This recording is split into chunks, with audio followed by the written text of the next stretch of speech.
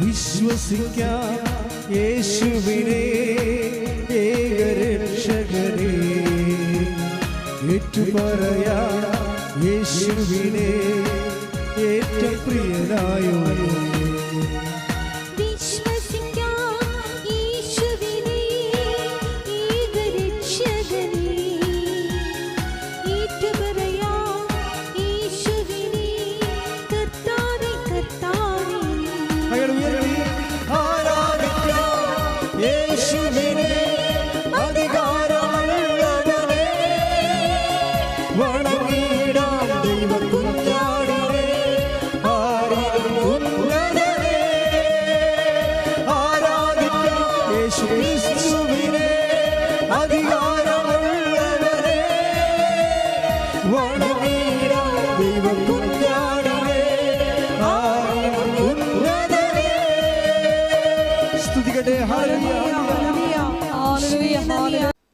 പ്രിയപ്പെട്ടവരെ, ഓരോ മനുഷ്യരുടെ ജീവിതത്തിലും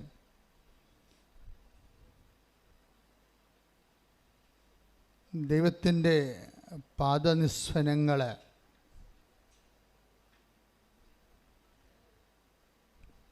നിശബ്ദതയുടെ ഒരു സ്വരമായിട്ട്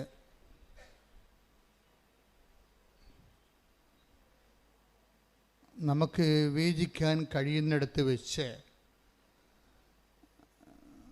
നമ്മുടെ ആധ്യാത്മിക മനുഷ്യൻ ഉണർച്ച പ്രാപിച്ചു വരുന്നുവെന്ന് നമ്മൾക്ക് കരുതാൻ പറ്റും. പക്ഷേ എന്താണ് ഇങ്ങനെ പറയണമെന്ന് ചോദിച്ചു കഴിഞ്ഞാൽ, കഴിഞ്ഞ ദിവസങ്ങളിൽ ഇവിടെ ഒരു സാക്ഷ്യമുണ്ടായി. ബഹുമാനപ്പെട്ട കൊച്ചച്ഛൻ ആ വിഷയത്തെക്കുറിച്ച് ചെറുതായിട്ടൊന്ന് സൂചിപ്പിച്ചായിരുന്നു. ആ സാക്ഷ്യം ആൽബിൻ കൂനമ്പാവ്, നമ്മുടെ ചാവറയച്ചൻ്റെ ശുശ്രൂഷ കേന്ദ്രത്തിലെ കൂനമ്പാവയുടെ വക ഇവിടെ നിന്നുള്ള കുറേ സാക്ഷ്യങ്ങൾ വന്നിട്ടുണ്ട്. ഉടമ്പടി സാക്ഷ്യങ്ങളിൽ കുറേ സാക്ഷ്യങ്ങൾ, നല്ല കരുത്തിട്ട സാക്ഷ്യങ്ങൾ കൂനമ്പാവിൽ നിന്ന് വന്നിട്ടുണ്ട്. ഞാൻ ഇടയ്ക്ക് ശ്രദ്ധിക്കാറുണ്ട്. അതിലൊരു സാക്ഷ്യം ആൽബിൻ പറഞ്ഞതാണ്. ആൽബിൻ്റെ സാക്ഷ്യത്തിൻ്റെ ഘട്ടങ്ങളെ ഇങ്ങനെ നമ്മൾ പതുക്കെ പതുക്കെ പരിശോധിക്കുകയാണെങ്കിൽ ഇന്നലെ ഡെലിവർ ചെയ്ത സാക്ഷ്യമാണ്. ഇപ്പം ഞാനിവിടെ നിൽപ്പുണ്ടായിരുന്നു. സാക്ഷ്യത്തിൻ്റെ ഓരോ ഘട്ടങ്ങൾ, അദ്ദേഹത്തിൻ്റെ വിഷയം, അദ്ദേഹം ടോട്ടലായിട്ട് അദ്ദേഹം മനുഷ്യൻ്റെ ജഡിക മനുഷ്യനാണ്. ജഡിക മനുഷ്യൻ, ആത്മീയ മനുഷ്യൻ എന്നൊക്കെ പറയത്തില്ലേ. അപ്പോൾ ജഡിക മനുഷ്യൻ്റെ ലോകത്താനല്ല, ദൈവത്തിന് ഒരു നമ്മുടെ ജീവിതത്തിൽ ഒരു 30% സ്പേസ് മാത്രം ദൈവത്തിന് കൊടുക്കുകയും ബാക്കി 70% നമ്മളുടെ ബുദ്ധി കൊണ്ട്, കഴിവ് കൊണ്ട് കൈകാര്യം ചെയ്യേണ്ടതാണെന്ന് ധരിച്ചിട്ട് മൊത്തം മസിൽ പവർ, മണി പവർ എല്ലാം ഇൻവെസ്റ്റ് ചെയ്തതുകൊണ്ട് സ്വന്തം ജീവിത വിജയത്തിന് വേണ്ടി തൻ്റെ കഴിവിൽ മാത്രം ആശ്രയിച്ച് മുന്നേറുന്ന മനുഷ്യരാണ് ജഡിക മനുഷ്യർ. അവർ ചെയ്യണത് തെറ്റാണെന്നല്ല, മാനുഷ്യമായിട്ടൊക്കെ ശരിയാണ്, ദൈവികമായിട്ട് തെറ്റായിട്ട് വരും.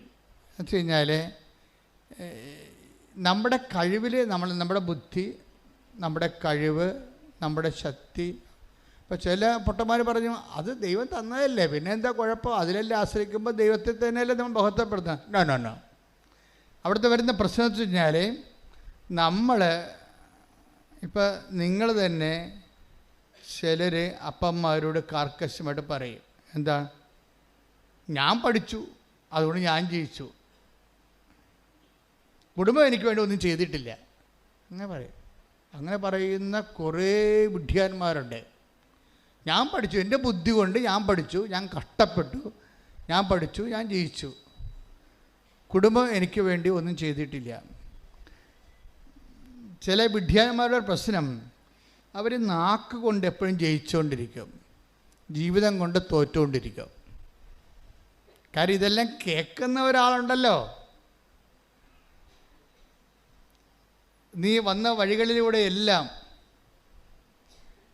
നിനക്ക് കാവൽ നിന്നുകൊണ്ട് നിൻ്റെ പഠനങ്ങൾക്കും ഭക്ഷണത്തിനും വിശ്രമത്തിനും എല്ലാം കാവൽ നിന്ന ആൾക്കാരുണ്ടല്ലോ കുടുംബത്തിൽ. അവരുടെ അധ്വാനത്തെ മറന്നാണ് നിൻ്റെ ഭൗതിക പങ്കത്വം കെട്ടി എഴുന്നള്ളിക്കണത്. അങ്ങനെ നിങ്ങൾ തലമറന്ന് എണ്ണ തേക്കരുത്. അതിന് മത്സരമെന്നാണ് പറയുന്നത് ബൈബിളിൽ. അങ്ങനെയുള്ള മാതാപിതാക്കന്മാരുള്ള മത്സരം, അല്ലെങ്കിൽ അവരെ ഇടിച്ചു താത്തി പറഞ്ഞുകൊണ്ട് തൻ്റെ കേമത്വം കെട്ടി എഴുന്നള്ളിക്കുന്നതിന് ദൈവത്തെ മറന്നുള്ള ഒരു മത്സരമാണ്. ഒരിക്കലെങ്കിലും പറഞ്ഞാൽ നിങ്ങൾക്ക് അതിനെക്കുറിച്ച് അനുതാപം തോന്നണം. പക്ഷേ അനുതാപം തോന്നണമെങ്കിലുള്ളൊരു കുഴപ്പം, നമുക്ക് ഇങ്ങനെ സ്വന്തമായിട്ട് അനുതാപിക്കാനൊന്നും പറ്റത്തില്ല. അനുതാപത്തിൻ്റെ താക്കോൽ കൂട്ടങ്ങൾ കർത്താവിൻ്റെ കയ്യിലാണ്. ആത്മാവിനെ തുറക്കണത്, ദൈവം പ്രവേശിക്കണതും അനുതാപത്തിൻ്റെ താക്കോൽ കൊണ്ട് തുറന്നാണ്. നമുക്ക് മാക്സിമം ചെയ്യാൻ പറ്റണത് അകത്തിട്ട് ലോക്ക് ചെയ്യാനേ പറ്റത്തുള്ളൂ. ദൈവത്തോട് മനുഷ്യന് ചെയ്യാൻ പറ്റുന്ന മാക്സിമം കലാപരിപാടി എന്ന് പറയണത് അകത്ത് നിന്ന് ലോക്ക് ചെയ്തിട്ട് ദൈവത്തിനെ പുറത്ത് നിർത്താനേ പറ്റത്തുള്ളൂ. പക്ഷെ തുറന്ന് കയറുക എന്നുള്ളത് നമ്മുടെ കയ്യിലില്ല സാധനം. അതുകൊണ്ടാണ് വെളിപാട് പറയണത്, വാതിൽക്കൽ നിന്നുകൊണ്ട് ഞാൻ മുട്ടുന്നു. ആരെങ്കിലും വാതിൽ തുറന്ന് തന്നാൽ, 2 സെക്ഷനാണ് ഉള്ളത് അനുതാപത്തിന്. ഒന്ന് നമ്മളുടെ ഒരു തുറവിയും പിന്നെ ദൈവത്തിൻ്റെ ഒരു തുറവിയും. 2 തുറവികളുണ്ട്. ഒന്ന് നമ്മൾ അനുവദിക്കണം. ദൈവം ഇങ്ങനെ ഇടിച്ച് പൊളിച്ച് ഒന്നും അകത്ത് കയറി അനുതാപമൊന്നും ഉണ്ടാക്കിയിട്ടില്ല. അതിന് വേറെ ആളെ നോക്കേണ്ടി വരും. അതുകൊണ്ട് 3:20 take the word of God. വെളിപാട് 3:19. വെളിപാട് 3:19. ഞാൻ സ്നേഹിക്കുന്നവരെ ശാസിക്കുകയും ശിക്ഷിക്കുകയും ചെയ്യുന്നു. ഒന്ന് പറഞ്ഞ, ഞാൻ സ്നേഹിക്കുന്നവരെ ശാസിക്കുകയും ശിക്ഷിക്കുകയും ചെയ്യുന്നു. അതുകൊണ്ട് തീക്ഷ്ണതയുള്ളവനാകുക, അനുതപിക്കുക. ഇതാ ഞാൻ വാതിലിൽ മുട്ടുന്നു. ആരെങ്കിലും എന്റെ സ്വരം കേട്ട് വാതിൽ തുറന്നു തന്നാൽ ഞാൻ അവന്റെ അടുത്തേക്ക് വരും. ഞങ്ങൾ ഒരുമിച്ച് ഭക്ഷിക്കുകയും ചെയ്യും. ഇതിന് വരുന്ന വിഷയം ഒന്നുകൂടി ആ വചനം ഒന്നുകൂടി വായിച്ച 19.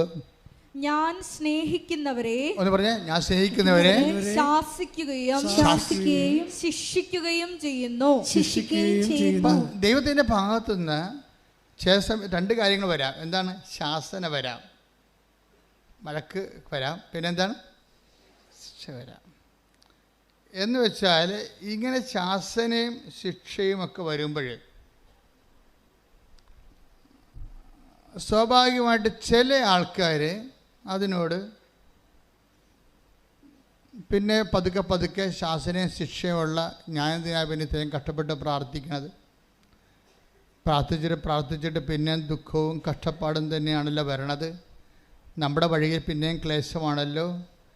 അപ്പോൾ പ്രാർത്ഥന കൂടുമ്പോഴാണ് ക്ലേശങ്ങൾ വരണമെന്ന് ചില വിഡ്ഢിയാന്മാരായ ബ്രദേഴ്സ് വീടുകളിൽ കയറി ഇറങ്ങി അബലകളായ സ്ത്രീകളെ ഉപദേശിക്കുകയും വഴിതെറ്റിക്കുകയും ചെയ്യും. ഇതൊക്കെ അന്നും ആദിമസഭയിലുണ്ടായിരുന്നു, ഇന്നുമുണ്ട്. എന്താ പ്രശ്നം വെച്ച് കഴിഞ്ഞാൽ, ഈ ശാസനകളെ ഈ ദൈവസ്നേഹമുള്ളവരെ, ഇപ്പം എന്താ പറയണത്, ഇപ്പം നിനക്ക് അങ്ങനെ ഒരു സംഭവമുണ്ട്, ശാസന കിട്ടിയ ആളാണ്, നീ പഠിച്ചിട്ടും തോറ്റുപോയി, 1 മാർക്കിന് നീ വീണുപോയി, 1 മാർക്ക് കൂടി കിട്ടിയിരുന്നെങ്കിൽ എനിക്ക് ആ ജോലി കിട്ടിയേനോ. അപ്പോൾ ഇനി ഞാനെന്തിനാണ് പഠിക്കണത്, ഞാനെന്തിനാണ് പ്രാർത്ഥിക്കണത്, എനിക്ക് അത്തരം ദൈവത്തെ എന്തിനാ? നമ്മളിങ്ങനെ ചുരുണ്ടുകൂടി ഇനാം പെച്ചിയെ പോലെ തലകുമ്പിട്ട് അങ്ങനെ ഇരിക്കും. അത് ശാസനയുടെ കാലങ്ങളിൽ ചില ആൾക്കാർ കാണിക്കുന്ന ബോഡി ലാംഗ്വേജാണ്. പള്ളിയില്ല, പട്ടക്കാരനില്ല, എവിടെയെങ്കിലും ഒരു തട്ട് കിട്ടിയാൽ മതി. ഒന്നെങ്കിലും ചിലപ്പോൾ നിങ്ങളുടെ ബ്രദർ മരിച്ചു കാണും, നിങ്ങൾ ഏറ്റവും കൂടുതൽ സ്നേഹിക്കുന്ന ഒരു വ്യക്തി ചിലപ്പോൾ ലോകത്തിൽ മരിച്ചു പോയി കാണും. അപ്പം നിങ്ങൾക്ക് ഒരിക്കലും, നിങ്ങൾ അന്ന് പോലും ധാർമ്മിക രോഷം കൊണ്ട് അടക്കുകയാണ്. എന്ത് സ്നേഹമുള്ള മനുഷ്യനായിരുന്നു, എന്തൊരു വൃത്തിയുള്ള മനുഷ്യൻ, ഇവനേക്കാൾ എത്രയോ ദുഷ്ടന്മാർ ഇപ്പോഴും ഞങ്ങളുടെ നാട്ടിൽ ജീവിച്ചിരിപ്പുണ്ട്, അവന്മാർക്കൊരു കുഴപ്പമില്ല, നല്ലവരെയും കൊണ്ട് ദൈവം പോയി, ഇതെന്തൊരു ദൈവമാണ്. ഇങ്ങനെയൊക്കെ കുറേ ഡയലോഗൊക്കെ ഫിറ്റ് ചെയ്ത് ആ ഒരു കാര്യം പറഞ്ഞ് ദൈവത്തിൽ നിന്ന് പതുക്കെ മാറുന്ന ആൾക്കാരുണ്ട്. എപ്പോഴും വരണ ഒരു വിഷയം വെച്ച് കഴിഞ്ഞാൽ, ദൈവത്തിൽ നിന്ന് മാറാൻ നമുക്ക് ഒരു 10,000 കാര്യങ്ങൾ വേണേൽ പറയാൻ പറ്റും.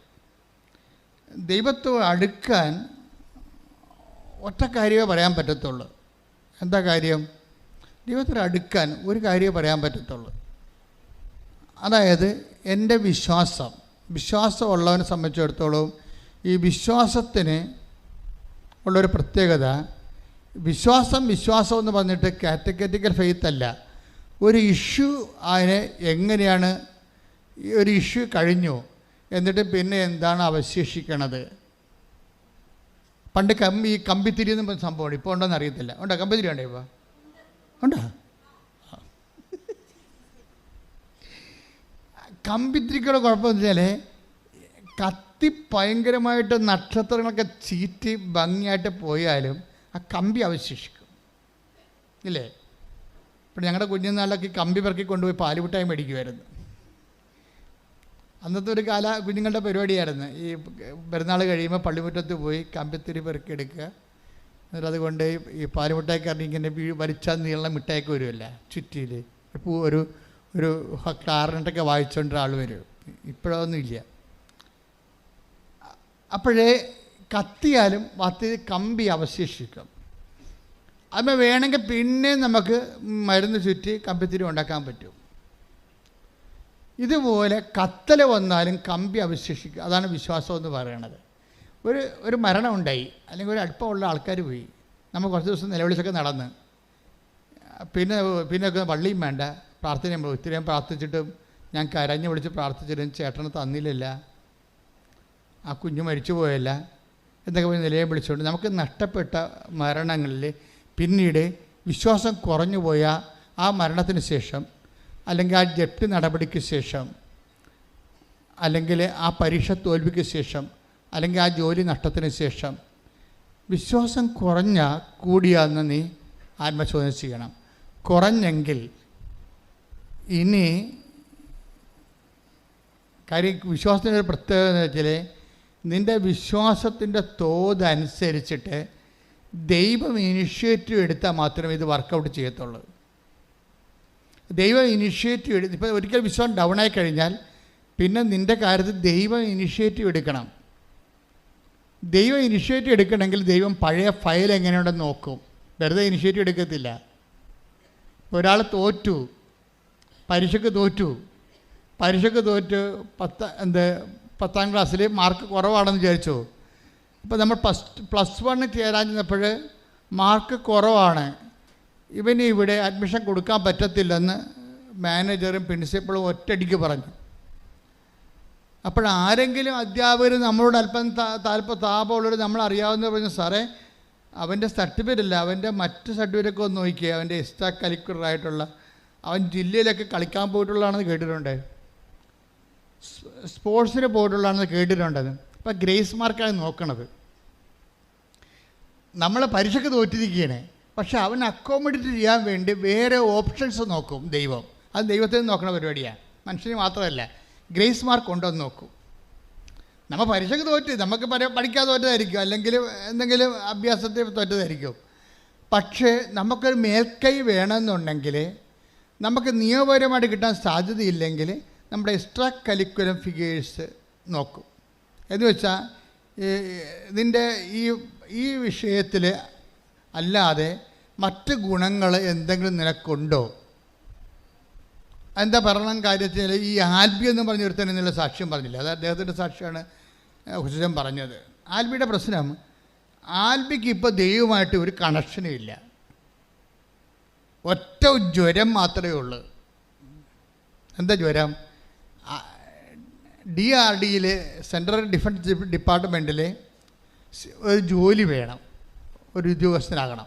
അത് പുള്ളിയുടെ സ്വപ്നമാണ്. അപ്പോൾ വേറെ കുറേ ടെസ്റ്റൊക്കെ പുള്ളി എഴുതുന്നുണ്ട്.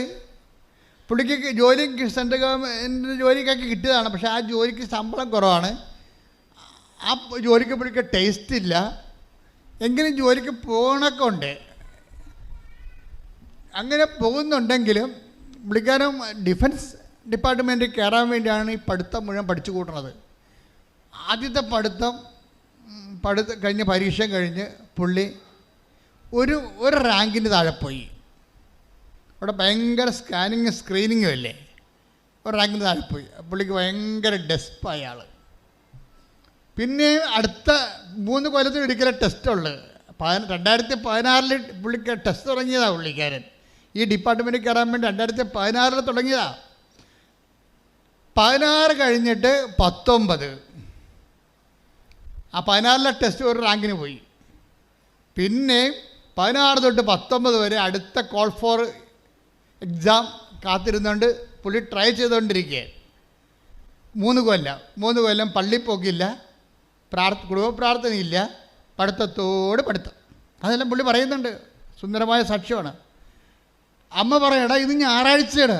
അപ്പോൾ പറയും എനിക്ക് പഠിക്കാനുണ്ടെന്ന് പറയും. എടാ ഇന്ന് ഞായറാഴ്ചയാണെന്ന് അമ്മയും 3 കൊല്ലം 2016 തൊട്ട് 19 വരെ അമ്മ പറഞ്ഞിട്ടുണ്ട്. അമ്മമാർ പറയുന്നുണ്ടെങ്കിൽ അവർ കേൾക്കുന്നില്ല എന്ന് ചോദിച്ചിട്ട് പറയാണ്ടിരിക്കരുത്. നിങ്ങളുടെ ജോലി പറയുകയെന്ന് മാത്രമാണ്. മനസ്സിലായില്ലേ? അത് നിങ്ങളുടെ കടമയാണത്. പറഞ്ഞില്ല എന്നുണ്ടെങ്കിൽ നിങ്ങൾ അവൻ്റെ വിശ്വാസ തകർച്ചയിൽ നിങ്ങൾക്കും വിശ്വാസ തകർച്ച സംഭവിച്ചു എന്നാവും. അപ്പോൾ അമ്മയും മകനെയും വിശ്വാസ തകർച്ചയാവും. പിന്നെ ദൈവത്തിന് ഇനീഷ്യേറ്റീവ് എടുക്കേണ്ട കാര്യമില്ല. തള്ളയും തീരുമാനമായില്ല, തള്ളയുടെ കാര്യത്തിൽ തീരുമാനമായി. അപ്പോൾ തള്ളമാരൊരിക്കലും വീഴരുത്. മക്കൾ വീണാലും അമ്മമാർ വീഴരുത്. മനസ്സിലായാ? അമ്മമാർ അല്ലെങ്കിൽ ചേച്ചിമാർ അല്ലെങ്കിൽ അനിയത്തിമാർ പെങ്ങന്മാർ ആരാണ് പ്രാർത്ഥിക്കണത്, ഒരാളെ സപ്പോർട്ട് ചെയ്ത് സ്പോൺസർ ചെയ്ത് കുടുംബത്തെ പ്രാർത്ഥിക്കണത്, അല്ലെങ്കിൽ പ്രാർത്ഥനയുടെ ആളായിട്ട് കുടുംബത്തിൽ നിൽക്കണത്, അവർ വീഴരുത്. അതുകൊണ്ട് പൗലോസ് അപ്പോസ്തലൻ പറയുന്നത് നിൽക്കുന്നു എന്ന് കരുതുന്നവൻ. Take the word of God. ശ്രുതിക്കട്ടെ. ഹല്ലേലൂയ, ഹല്ലേലൂയ, ഹല്ലേലൂയ, ഹല്ലേലൂയ. യേശുവേ നന്ദി. ഹല്ലേലൂയ, ഹല്ലേലൂയ, ഹല്ലേലൂയ.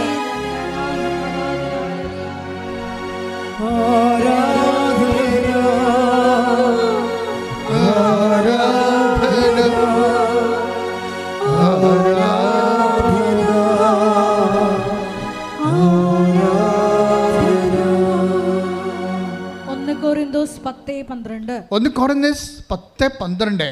ആകയാൽ നിൽക്കുന്നു എന്ന് വിചാരിക്കുന്നവൻ വീഴാതെ സൂക്ഷിച്ചുകൊള്ളട്ടെ. വീണ് കിടക്കുന്നതിനെ കുറിച്ച് ദൈവം അഡ്രസ്സ് ചെയ്യുന്നില്ല. അത് മനസ്സിലാക്കണം. അയാളുടെ കാര്യത്തിൽ തീരുമാനമായി. വീണ് കിടക്കുന്നതിന് അഡ്രസ്സ് ചെയ്യുന്നില്ല. അത് നിസ്സാര കാര്യമല്ല. ദൈവം നിൽക്കുന്ന ആളാണ്. ദൈവത്തിൻ്റെ ക്യാമറ ഈ നിൽക്കുന്ന ആളിലേക്കാൻ തിരിയാണ്. വീണ് കിടപ്പുണ്ട്, അവൻ ശവമായി പോയി. അവിടെ ഒരുത്തൻ നിപ്പുണ്ട്, അവൻ്റെ അമ്മ സ്പോൺസർ, അവന് വേണ്ടി പ്രാർത്ഥിച്ചുകൊണ്ടൊരു അമ്മ നിപ്പുണ്ട്.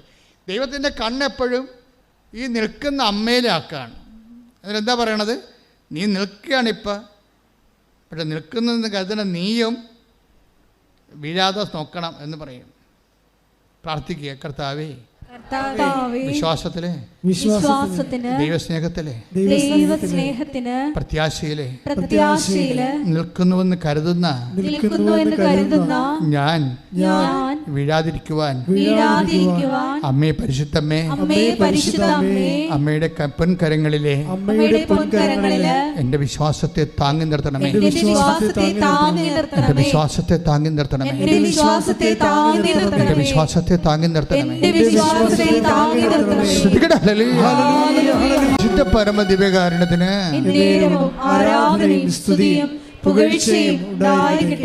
ഇനി വീണ് പോയി എന്ന് വിചാരിച്ചുകൊണ്ട് ചത്തുപോയെന്ന് കരുതരുത്. വീണ് പോയവന് നീ നിന്റെ പഴയ ഫയലിൽ എക്സ്ട്രാ കരിക്കുലം എല്ലാം ഉണ്ടെങ്കിൽ ദൈവത്തിന് ഒരു കരുണ തോന്നാൻ സാധ്യതയുണ്ട്. വീണ് പോയാൽ അവിടെ കിടന്ന് ചത്തുപോകണമെന്ന് നീ വിചാരിക്കരുത്. വീണ് പോയെങ്കിൽ ഇപ്പം ആൽബിൻ്റെ കാര്യം എന്താ? ആൽബിന് വീണ്ടും അവൻ 2019 പരീക്ഷ എഴുതും. 3 കൊല്ലം പഠിച്ച് ദൈവത്തെ മറന്ന് സ്വന്തം ബുദ്ധിയിൽ സ്വന്തം കഴിവിൽ ആശ്രയിച്ചുകൊണ്ട് കുടുംബ പ്രാർത്ഥനയില്ല, കുമ്പസാരമില്ല, കുർബാനയില്ല, ഇതൊന്നുമില്ലാതെ പഠനം തന്നെ എടുത്തിട്ട് 2019 6 കൊല്ലം ദൈവമില്ലാത്തൊരു ജീവിതം. ഇല്ലേ? 2019 പോയി പരീക്ഷ എഴുതും. 16 തോറ്റു, 19 ഒരു റാങ്കിന് തോറ്റു. അപ്പോൾ പുള്ളിക്കാരൻ പറയണത് എനിക്ക് ഡെലീരിയമായി പോയെന്നാണ് പറയണത്. പനി ബാധിച്ചിട്ട് ഡിപ്രഷൻ കയറി ബോധം പോയി. ഞാൻ പിന്നെ മുറി അടച്ചിട്ട് ഭ്രാന്തായിട്ട് അകത്തിരിക്കുകയാണെന്ന്. ആ പ്രശ്നത്താ നമ്മൾ ദൈവത്തിൻ്റെ ദൈവിക കൃപ കുറയുന്ന അനുസരിച്ച് കൊണ്ട് മസിൽ പവറിലും മണി പവറിലും സ്വന്തം കഴിവ് ആശ്രയിച്ച് മാത്രം പരാജയം വാങ്ങിക്കുമ്പോൾ നമ്മൾ ഡിപ്രസ്ഡായി പോയി കഴിഞ്ഞാൽ പരാജയ പ്രശ്നം നമ്മളെ താങ്ങാൻ ആരുമില്ല. ഇവന് ഡിപ്രഷനായി. അപ്പോൾ അവൻ പറയും എനിക്കൊരു സൈക്കോളജിസ്റ്റിനെ കാണുന്ന മണ്ണാൻ കേട്ട. അങ്ങനെയാണ് സംഭവം. ഈ നശിച്ചവന് എല്ലാം ഇതുപോലെയുള്ള ചിന്ത വരത്തുള്ളൂ. സൈക്കോളജിസ്റ്റ് മോശമാണെന്ന് പറഞ്ഞില്ല. കാരണം അവൻ്റെ പ്രശ്നം സൈക്കോളജിസ്റ്റിനെ കാണുന്നതല്ല പ്രശ്നം തീരണത്. അതാണ് വിഷയം. സൈക്കോളജിസ്റ്റും കൗൺസിലിംഗ് നല്ലതായിരിക്കും, പക്ഷെ അവൻ്റെ വിഷയത്തിൽ ഹീൽ ചെയ്യാൻ അവനെ തൽക്കാലം ഡിപ്രഷനിൽ നിന്നൊന്ന് ഉയർത്തി നിർത്താം. പക്ഷെ അവൻ്റെ പ്രശ്നം അതല്ലല്ലോ, അവൻ്റെ ജീവിതം വീണ്ടെടുക്കുകയല്ലേ. നമ്മുടെ മാനസിക നില വീണ്ടെടുക്കുന്നത് may be it is a good thing. പക്ഷെ അവൻ്റെ പ്രശ്നം അതല്ല, അവൻ്റെ ജീവിതം വീണ്ടെടുക്കണം. ഇപ്പം അവൻ സംസാരിക്കുന്നില്ല ആരോടും, ഡിപ്രസ്ഡായിട്ട് മുറിയും പൂട്ടി അകത്തിരിക്കുകയാണ്. ആരെന്നെ രക്ഷിക്കുമെന്ന് വിചാരിച്ചുകൊണ്ടിരിക്കുകയാണ്. ഈ എല്ലാവരുടെ ജീവിതത്തിലുണ്ടാകും ആര് എന്നെ രക്ഷിക്കുമെന്ന്, ആരെന്നെ രക്ഷിക്കും. ഇപ്പം നമ്മൾ പല കാര്യം പറയും. സൂപ്പർ സ്പെഷ്യാലിറ്റി ആശുപത്രിയിൽ പോകാം, അല്ലെങ്കിൽ ജ്യോത്സ്യൻ്റെ അടുത്ത് പോകാം, അല്ലെങ്കിൽ ഇങ്ങനെ ഓരോ കാര്യം നമുക്ക് പറയാം. കാര്യം മനുഷ്യൻ്റെ ജീവിതത്തിൽ ഇന്നല്ലെങ്കിൽ നാളെ അവൻ ചോദിക്കണ ഒരു ചോദ്യമാണ് ആരെന്നെ രക്ഷിക്കും. Take the word of God. ശ്രദ്ധിക്കട്ടെ. ഹല്ലേലൂയ. റോമ 7:24. റോമ 7:24. ഞാൻ ദുർഭകനായ മനുഷ്യൻ. പ്രൈസ് ദി ലോർഡ് എന്ന് പറഞ്ഞാൽ ഞാൻ ദുർഭകനായ മനുഷ്യൻ. ഇതാണ് ദുർഭകനായ മനുഷ്യൻ. എന്താ കാര്യം? 2016 എഴുതി തോറ്റു, ഒരു റാങ്കിന് തോറ്റു. വീണ്ടും 3 കൊല്ലം ദൈവത്തെ മറന്നുകൊണ്ട് ജീവിച്ചു, പഠിച്ചു, പരീക്ഷ സ്വന്തം കഴിവിൽ ആശ്രയിച്ചു പരീക്ഷ എഴുതി. വീണ്ടും 2019 തോറ്റു, ഡിപ്രഷനായി, മുറിയടച്ചിട്ടു, മിണ്ടാണ്ട് അവിടെ ഇരിപ്പാണ്. എന്നെ ആര് രക്ഷിക്കും? ഞാൻ ദുർഭകനായ മനുഷ്യ. പറഞ്ഞേ, മരണത്തിന് അധീനമായ ഈ ശരീരത്തിൽ നിന്ന് എന്നെ ആര് മോചിപ്പിക്കും? അപ്പൊ ഇന്നല്ലെങ്കിൽ നാളെ നമ്മുടെ ജീവിതത്തിലെ മരണത്തിന് അധീനമായ ഈ ഡിപ്രസീവ് സ്റ്റേറ്റിൽ നിന്ന്, ഈ തകർച്ചയിൽ നിന്ന് ആരെന്നെ മോചിപ്പിക്കും എന്ന് ചോദിക്കാത്തവരാരുമില്ല. ആരെന്നെ മോചിപ്പിക്കുമെന്ന് ചോദിച്ചാൽ ലോകത്തിലെ ഒരു പുസ്തകം മാത്രമേ മറുപടി. അതാണ് ജീവിതത്തിൽ ജപ്തി ആയാലും, ബിസിനസ് തകർച്ചയായാലും, പരീക്ഷ തകർച്ചയായാലും, ആരോഗ്യ തകർച്ചയായാലും ചില സമയത്ത് തകർന്നു പോകാം. അവിടെ കിടന്നുകൊണ്ട് അവൻ ചോദിക്കുന്ന ചോദ്യമാണ് എന്താണ്? ആരെന്നെ മോചിപ്പിക്കും? ആരെന്നെ മോചിപ്പിക്കുമെന്ന് മനുഷ്യരാശിയുടെ ഒപ്പം പക്ഷം നിന്നുകൊണ്ട് ചോദിക്കുന്ന പുസ്തകമാണ് ബൈബിൾ. ആരെന്നെ മോചിപ്പിക്കുമെന്ന് നിങ്ങൾക്ക് വേണ്ടി ചോദിക്കുകയാണ് ബൈബിൾ. ബൈബിളിനൊരു കയ്യടി കൊടുത്തേ. ശ്രദ്ധിക്കട്ടെ. ഹല്ലേലൂയ, ഹല്ലേലൂയ, ഹല്ലേലൂയ, യേശുവേ ഹല്ലേലൂയ, ശ്രദ്ധിക്കട്ടെ. ഹല്ലേലൂയ, ഹല്ലേലൂയ, ഹല്ലേലൂയ, ഹല്ലേലൂയ. ഞങ്ങളുടെ എല്ലാ ആവലാദികൾക്കും ചോദ്യങ്ങൾക്കുമുള്ള ഉത്തരം ഞങ്ങൾക്ക് തരുന്നത് നന്ദി പറയുന്നു. ഹല്ലേലൂയ, ഹല്ലേലൂയ. മഹത്വം, മഹത്വം.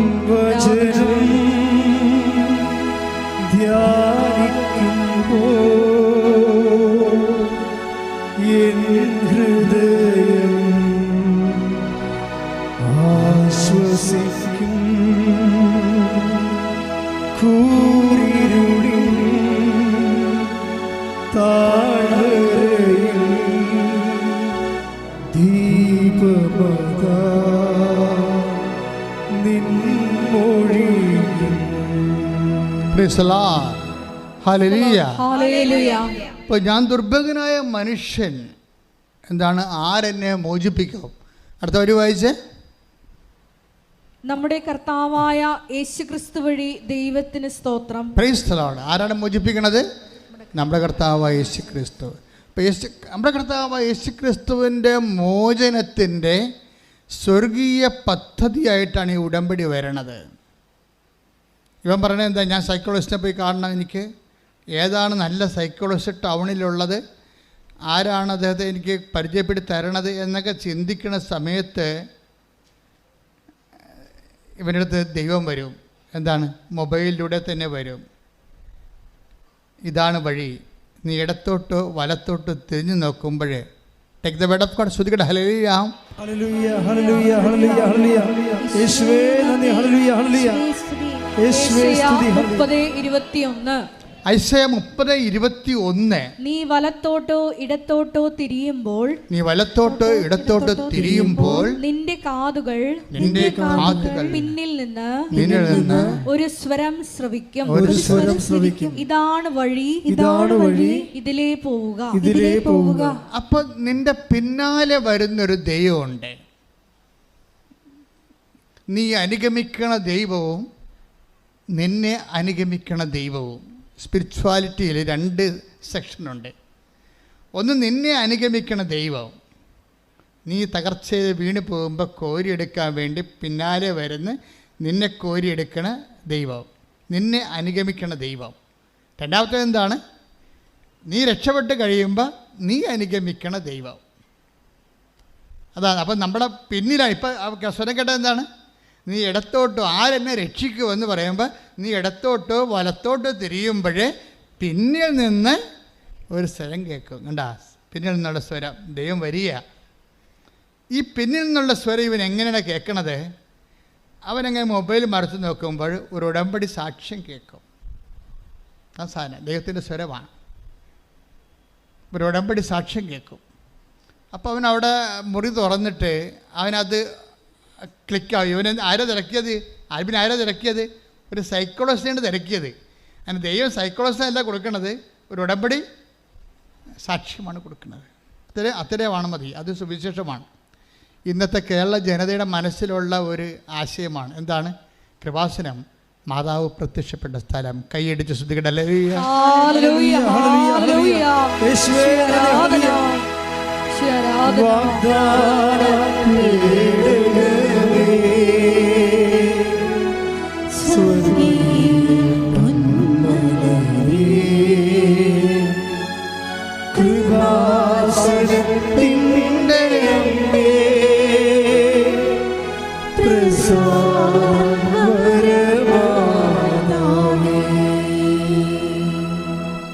അത്രയും മാത്രം. This is the primary first knowledge.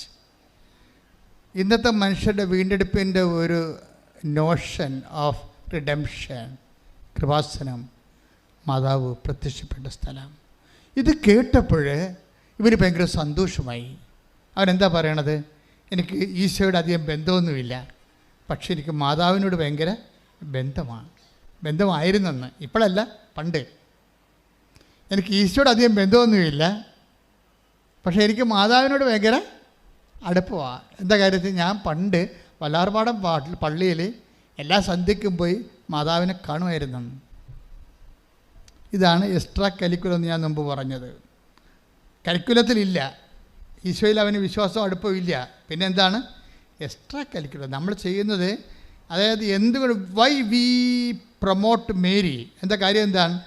സാധാരണ മനുഷ്യന് വീണുപോയവന് താങ്ങാൻ അമ്മയാണ് എപ്പോഴും ഏറ്റവും നല്ലത്. ഇപ്പം അന്ന് അമ്മയുമായിട്ട് ഒരു കാലത്ത് ഇവനൊന്ന് പച്ചപ്പിടിച്ച് വരുന്ന പഠനകാലങ്ങളിൽ അമ്മയുമായിട്ട് ഇത്തിരി അടുപ്പം ഉണ്ടായിരുന്നു. അമ്മ അത് സൂക്ഷിച്ചു വെച്ചിരുന്നു. ഇവൻ ചത്തതുപോലെ കിടക്കുകയാണെങ്കിലും ഇവനെ പൊക്കിക്കൊണ്ടുവന്ന് അമ്മ ആ ഉടമ്പടി ധ്യാനം കാണിച്ചു കൊടുത്ത ആദ്യം. അമ്മ വന്നെ വരവ് കണ്ടില്ലേ? ആൾ പതുക്കെ ഈ ആളെ ടേക്കപ്പ് ചെയ്യാൻ പോയി. ഇവൻ 0 ആയിപ്പോയി. സൈക്കോളജിസ്റ്റിനെ കാണുന്നത് മാനസിക വിഭ്രാന്തിയുള്ള ആൾക്കാരാണ്. അങ്ങനെയുള്ളൊരു അവസ്ഥയിലേക്ക്, ഡിപ്രഷൻ മൂഡിലേക്ക് തൻ്റെ മകൻ പോകണമെന്ന് മനസ്സിലാക്കിയപ്പോൾ അമ്മ അവൻ്റെ ഒരു വഴി കാണിച്ചു കൊടുക്കുകയാണ്, ഉടമ്പടി. അപ്പോൾ അന്ന് പോലെ അവൻ്റെ മനസ്സിൽ തോന്നി മാതാവിൻ്റെ അടുത്ത് വരണം, ഉടമ്പടി എടുക്കണം. പക്ഷേ ഉടമ്പടി എടുക്കാൻ നേരത്ത് പുള്ളിക്കാരൻ്റെ ഉള്ളിൽ തന്നെ പ്രശ്നമുണ്ട്. പറയും, ഉടമ്പടി ഒന്നും എടുത്താൽ എനിക്ക് പറ്റത്തില്ല, കാരണം കേൾക്കുമ്പോൾ ഭയങ്കര പാടാണല്ല. ഉടമ്പടി ജഡിക മനുഷ്യന് ഭയങ്കര പാടാണ്. എനിക്ക് ആദ്യം ദൈവം ഉടമ്പടി തന്നപ്പോൾ ജഡിക മനുഷ്യനെ ഒഴിവാക്കിക്കൊണ്ട് തന്നെയാണ് ഉടമ്പടി ചെയ്തത്. അല്ല എല്ലാത്തിനും വലിച്ചു വാരി ഇതിൻ്റെ അകത്ത് കൊണ്ടുവരാൻ ഞാൻ ഉദ്ദേശിച്ചിട്ടില്ലായിരുന്നു. ദൈവത്തിൽ നിന്ന് അല്പമെങ്കിലും തീപ്പൊരിയുള്ളവൻ ഊതിക്കത്തിച്ച കത്തണ കക്ഷികൾക്ക് മാത്രമാണ് ഉടമ്പടി അന്നും ഇന്നും സംലഭ്യമായിരിക്കുന്നത്. എന്ന് വെച്ചാൽ കൈനനയാതെ, ദൈവത്തിന് വേണ്ടി ജീവിക്കാതെ, ദൈവത്തിൻ്റെ സാക്ഷിയാകാതെ, സത്യസന്ധമായ ദൈവത്തെ സ്നേഹിക്കാത്ത ഒരു മനുഷ്യനും ഈ സ്വർഗീയ അവകാശത്തെ പങ്കാളികളാകരുത് എന്നുള്ള ബോധമാണ് അമ്മ എനിക്ക് ഈ ഉടമ്പടി പുസ്തകം എഴുതുമ്പോൾ തന്നുകൊണ്ടിരുന്നത്.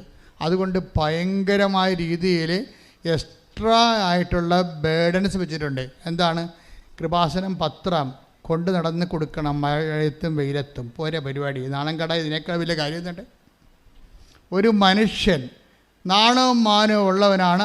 അവനെക്കുറിച്ച് തന്നെ ആവശ്യമില്ലാത്ത അതിബോധ്യങ്ങളുണ്ടെങ്കിൽ അവന് ഉടമ്പടിയിൽ പങ്ക് ഉണ്ടാകരുതെന്ന രീതിയിൽ തന്നെ ഇത് ചെയ്തിരിക്കണത്. അല്ല വഴിയെ പോയുള്ളവന് കയറി ഇതിൻ്റെ അകത്ത് പണിയാനൊന്നും പറ്റത്തില്ല. അതായത് ദൈവത്തോട് അല്പമെങ്കിലും അടുപ്പമുള്ളവനെ, ദൈവത്തിന് വേണ്ടി ജീവിക്കാൻ വേണ്ടി മാത്രം ദൈവസ്നേഹം ഇപ്പോഴും അവശേഷിച്ചിരിക്കുന്നവനെ രക്ഷപ്പെടാനുള്ള മാർഗമായിട്ടാണ് ദൈവം ആദ്യം ഉടമ്പടി തന്നത്. അതുകൊണ്ട് തന്നെ രോഗികളെ പോയി കാണണം. അപ്പോൾ അവൻ രോഗികളെയും കാണണം. അതിന് ഏത് രോഗികളെ കാണാനാണ്? രോഗികളെ ഞാനെങ്ങനെ കാണും?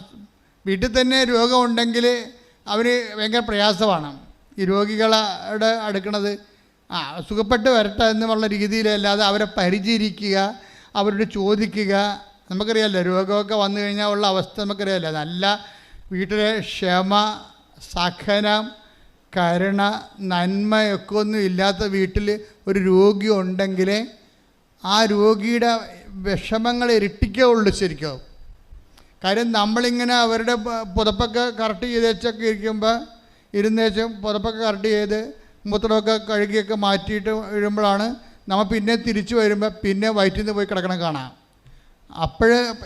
അത് പിന്നെ ഒരു കണക്കിന് റബ്ബർ ഷീറ്റ് ഇട്ടുവെച്ചും നമ്മൾ ആ തോർത്ത് കൊണ്ടുപോയി വാഷ്റൂമിൽ ഇട്ടുവെച്ചും ഈ പണ്ടാരത്തിന് ചാകാൻ പാടില്ല എന്ന് ഒരു പ്രാവശ്യമെങ്കിലും മനസ്സിലോർക്കാതെ ഒരു രോഗി മരിക്കുന്നില്ല എന്നുള്ളതാണ് കുടുംബങ്ങളുടെ അവസ്ഥ.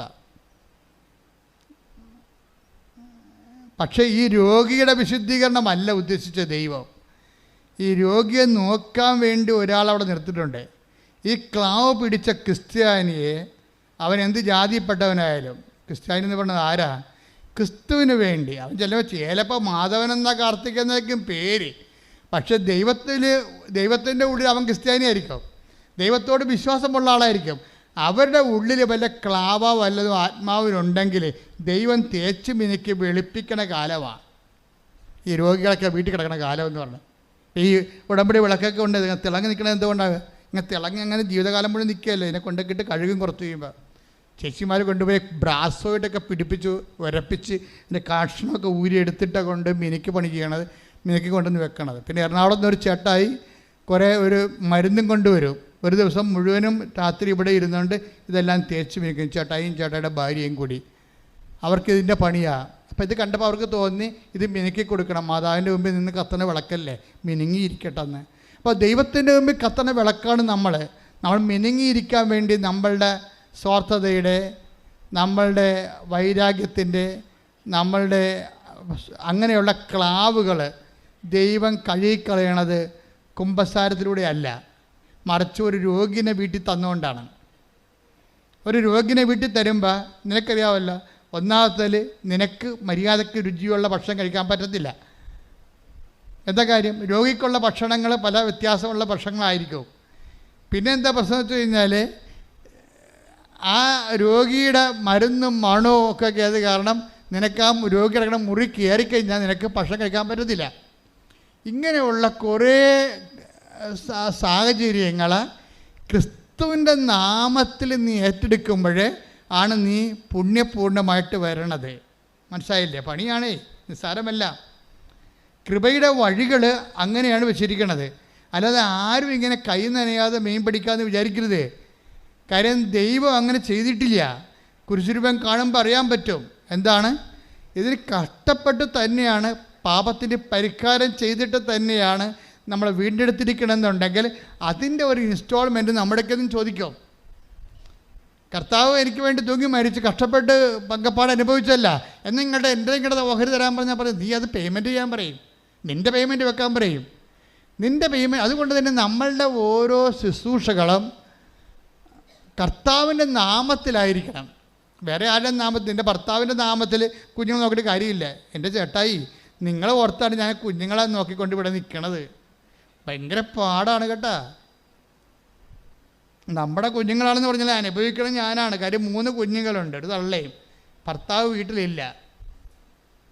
അമ്മായി അമ്മ ഉണ്ടെന്ന് പറയുമ്പോൾ ഈ തക്കത്തിന് അവർ സ്വന്തം മകളുടെ കുഞ്ഞുങ്ങളെ നോക്കാൻ പോയിരിക്കുകയാണ്. മനപ്പുറം പോയതാണെന്ന് നമുക്കറിയാം, അവർക്കും അറിയാം. പക്ഷെ അവർക്ക് പോകാതിരിക്കാൻ പറ്റത്തില്ല. അവർക്കിടെ കുഞ്ഞുങ്ങൾക്ക് പോയി നോക്കണത് ഇവർക്കൊരു പണി കൊടുക്കാൻ വേണ്ടി അവരുടെ മനസ്സിലുള്ള ചിന്ത. ഇങ്ങനെ അഴുക്ക് പിടിച്ച ചിന്തകളുമായിട്ട് ജീവിക്കണ അമ്മായിയമ്മമാരും ഉണ്ട്, മരുമക്കളുണ്ട്. അമ്മാമ്മയൊക്കെ ക്ഷീണമായിട്ട് കിടക്കുമ്പോൾ തന്നെ വീട്ടിൽ അതൊക്കെ ഇവിടെ നിന്നാൽ ഇവരെയും കൊണ്ട് ആശുപത്രിയിൽ പോകേണ്ടി വരുമെന്ന് ചോദിച്ചാൽ മരുമക്കൾ കിട്ടിയ വണ്ടിക്ക് ഓട്ടോറിക്ഷയ്ക്ക് വീട്ടിൽ പോകണം മക്കളുണ്ട്. പിന്നെ 2 ആഴ്ച കഴിഞ്ഞ് ചിലപ്പോൾ 2 ആഴ്ച കഴിഞ്ഞാൽ വരത്ത് വിളിച്ച് ചോദിക്കും ചത്താ കവി ചത്താ എന്നൊക്കെ ചോദിക്കും. ഈ ആൾക്കാർ ഉടമ്പടി എടുത്താൽ ചീറ്റിപ്പോകാൻ സാധ്യതയുണ്ട്. ഉടമ്പടി എടുത്ത കാര്യം നമ്മുടെ മനസ്സ് ഉടമ്പടി എന്ന് പറയുന്നത് ദൈവവുമായിട്ടുള്ള ഉടമ്പടിയാണ്. ആ ഉടമ്പടിയിൽ വ്യക്തികൾ എപ്പോഴും ദൈവ സ്വഭാവം ക്രമേണ പ്രാപിച്ചുകൊണ്ടിരിക്കാൻ ഉള്ള സംവിധാനങ്ങൾ പ്രയോജനപ്പെടുത്താൻ, അല്ല ഒടിച്ചോടിയിട്ട് കാര്യമൊന്നുമില്ല. പ്രാർത്ഥിക്കുക, കർത്താവായ ദൈവമേ, എന്റെ വീട്ടിൽ എന്റെ ആത്മാവ് വെട്ടിത്തിളങ്ങാൻ ദൈവം സ്ഥാപിച്ചിരിക്കണ വിശുദ്ധീകരണ സാഹചര്യങ്ങളോടെ ദൈവ സ്നേഹത്തോടെ സമീപിക്കുവാൻ എന്നെ സഹായിക്കണമേ.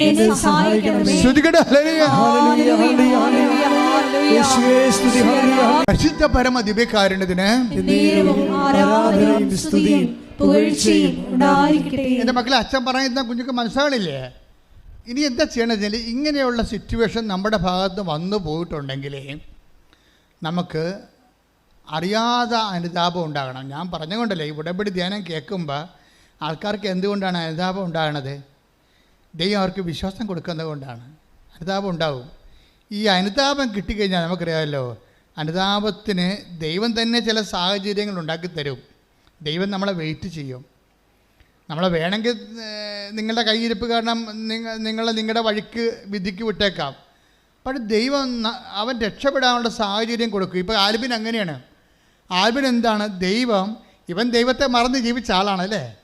പള്ളിയുമില്ല, പട്ടക്കാരുമില്ല, കുടുംബപ്രാർത്ഥനയില്ല, കുമ്പസാരമില്ല, കുർബാനയില്ല, ഒന്നുമില്ലാതെ അത് വിളിച്ചിട്ടും പോകാതെ 6 കൊല്ലം അതിനേക്കാൾ വലുതാണ് എൻ്റെ പഠനത്തെ ദൈവമായിട്ട് ആരാധിച്ച ആളാണ്. ഭയങ്കര വിഗ്രഹാരാധകനാണ്.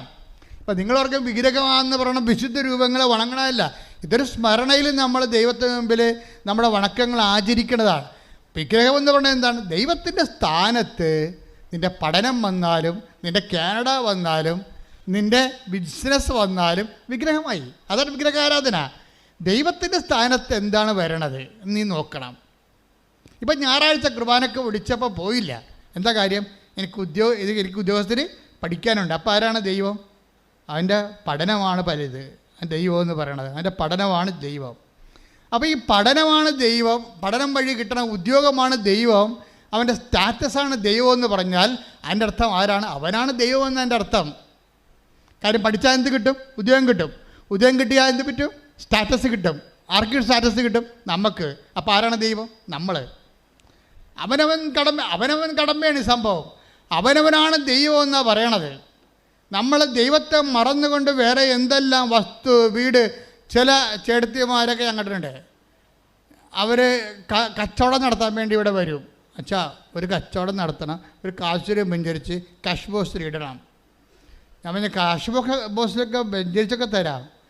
പക്ഷേ ഈ കച്ചവടം നിങ്ങൾ അവസാനം ദൈവമാക്കരുത്. കാര്യം ഇപ്പോൾ അവർക്ക് മര്യാദയ്ക്ക് ഭക്ഷണം കഴിച്ച് ജീവിക്കാൻ പറ്റണുണ്ടേ. അവരുടെ ഒരു ചിന്ത എന്ന് പറയണത് ഒരു റോഡ് കറങ്ങി തിരിഞ്ഞ് വരുന്നുണ്ട് നമ്മുടെ നാട്ടിലേക്ക്, നമ്മുടെ ഭാഗത്തേക്ക്. അപ്പം നമ്മൾ കച്ചവടം ഇട്ടില്ലെങ്കിൽ എലിസിക്കുട്ടി നേരത്തെ പോയി കച്ചവടം ഇച്ച് പാസ്സാക്കി നാട്ടുകാരെല്ലാം ഉള്ളിയും മുളകും പുളിയൊക്കെ മേടിക്കാൻ വേണ്ടി അവിടെ ചെന്നു. അവിടെ പറ്റുപടി തുടങ്ങിക്കഴിഞ്ഞാൽ പിന്നെ ഒരു പൂച്ചക്കാളി ഇവിടെ വരത്തില്ല.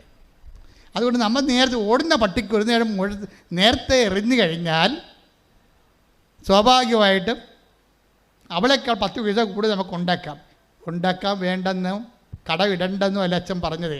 അച്ഛൻ പറഞ്ഞതിൻ്റെ കാരണം ഇത്രയേ ഉള്ളൂ. നാളെ എൽസിക്കുട്ടിക്ക് വേണ്ടി പണി കൊടുക്കാൻ വേണ്ടി ഞായറാഴ്ച മുടക്കിക്കൊണ്ട് കടയും തുറന്നുകൊണ്ടിരിക്കുന്നതല്ലേ പറയണത്. മനസ്സിലായില്ലേ? ഒത്തിരി കടക്കാർ നശിച്ചു പോയതിൻ്റെ കാരണം, ഒത്തിരി പശുക്കൾക്ക് രോഗം വന്ന് ചത്തുപോയതിൻ്റെ കാരണം ഈ പാല് കറക്കാനും കറവെടുക്കാനും കുഞ്ഞുങ്ങളെ തീറ്റാനും കുഞ്ഞുങ്ങളെ കൊണ്ട് കെട്ടാനും വേണ്ടി കൃപാനെ നിങ്ങൾ ഈട് വെച്ച് കൊടുത്തു എന്നാണ് എൻ്റെ അർത്ഥം. അവർ തിരിച്ചു വരാൻ വേണ്ടി നോൻപ് കാലത്ത് കർത്താവ് ആഗ്രഹിക്കുന്നുണ്ട്. തിരിച്ചു വരട്ടെ. ശ്രുതികട്ടെ. ഹല്ലേലൂയ, ഹല്ലേലൂയ, ഹല്ലേലൂയ, ഹല്ലേലൂയ. സാഹചര്യങ്ങളെയും പൂർണ്ണമായി നിർത്തുപേക്ഷിച്ചുകൊണ്ട് ഈ അടുക്കിലേക്ക് നോമ്പുകാലത്ത് തിരിച്ചു വരുവാൻ ഈ ആരാധനയിലൂടെ ഞങ്ങൾ അഭിഷേകം ചെയ്യണമേ. ഹല്ലേലൂയ. സ്നേഹരാജാവേ,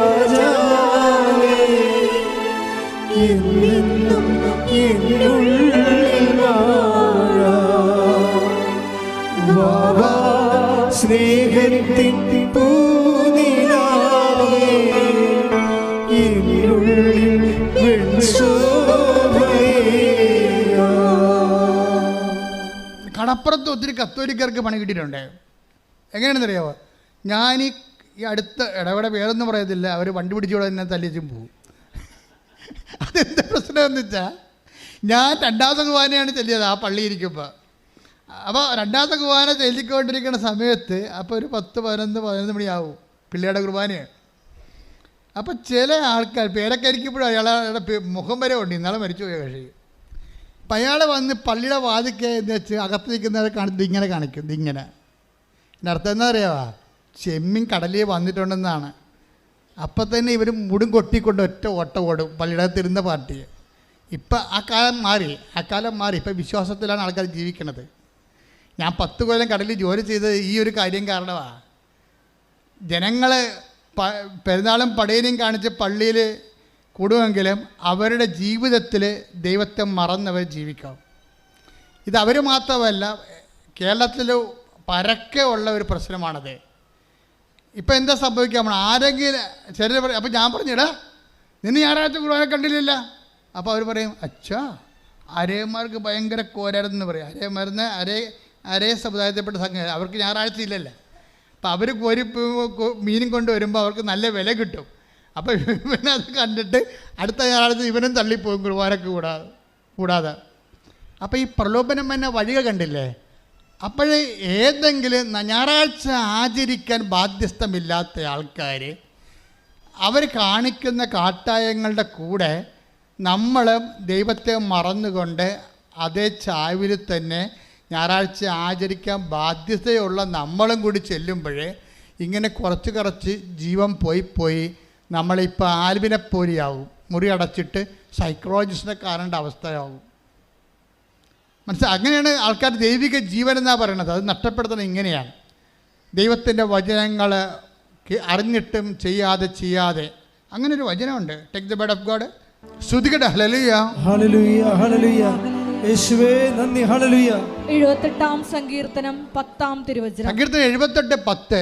അവർ ദൈവത്തിന്റെ ഉടമ്പടിയെ ആദരിച്ചില്ല. പ്രൈസ് ദി ലോർഡ് എന്ന് പറഞ്ഞ അവർ ദൈവത്തിന്റെ ഉടമ്പടിയെ ആദരിച്ചില്ല. പ്രശ്നം ഇവിടെ ഉടമ്പടി എടുത്താലും ചില ആൾക്കാർ എന്ത് ചെയ്യും?